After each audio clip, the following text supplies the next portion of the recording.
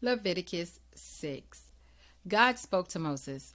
When anyone sins by betraying trust with God, by deceiving his neighbor regarding something entrusted to him, or by robbing or cheating or threatening him, or if he has found something lost and lies about it and swears falsely regarding any of these sins that people commonly commit, when he sins and is found guilty, he must return what he stole or extorted, restore what was entrusted to him, return the lost thing he found, or anything else about which he swore falsely. He must make full compensation, add 20% to it, and hand it over to the owner on the same day he brings his compensation offering. He must present to God as his compensation offering a ram without any defect from the flock, assessed at the value of a compensation offering. Thus the priest will make atonement for him before God, and he's forgiven of any of the things that one does that bring guilt. God spoke to Moses. Command Aaron and his sons, tell them these are the instructions for the whole burnt offerings. Leave the whole burnt offerings on the altar, hearth, through the night until morning, with the fire kept burning on the altar. Then dress in your linen clothes with linen underwear next to your body. Remove the ashes remaining from the whole burnt offering and place them aside beside the altar. Then change clothes and carry the ashes outside the camp to a clean place. Meanwhile, keep the fire on the altar burning. It must not go out.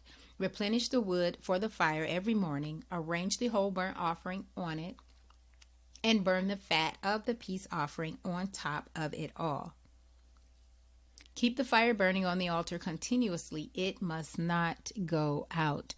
These are the instructions for the grain offering. Aaron's sons are to present it to God in front of the altar. The priest takes a handful of the fine flour of the grain offering with its oil and its incense and burns this as a memorial on the altar, a pleasing fragrance to God. Aaron and his sons eat the rest of it. It is unraised bread, and so eaten in the holy place, in the courtyard of the tent of meeting. They must not bake it with yeast. I have designated it as their share of the gifts presented to me. It is very holy, like the absolution offering and the compensation offering. Any male descendant among Aaron's sons may eat it. This is a fixed rule regarding God's gifts, stretching down the generations. Anyone who touches these offerings must be holy. God spoke to Moses. This is the offering which Aaron and his sons each are to present to God on the day he is anointed. 2 quarts of fine flour as a regular grain offering, half in the morning and half in the evening, prepared with oil on a griddle.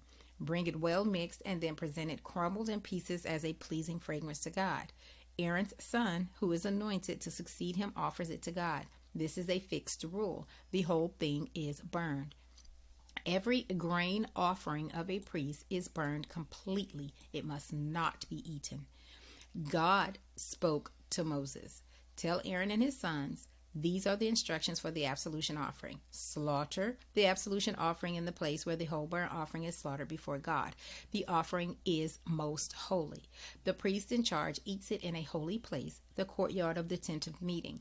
Anyone who touches any of the meat must be holy. A garment that gets blood spattered on it must be washed in a holy place. Break the clay pot in which the meat was cooked. If it was cooked in a bronze pot, scour it and rinse it with water. Any male among the priestly families may eat it. It is most holy. But in any absolution offering whose blood is brought into the tent of meeting to make atonement in the sanctuary must not be eaten. It has to be burned.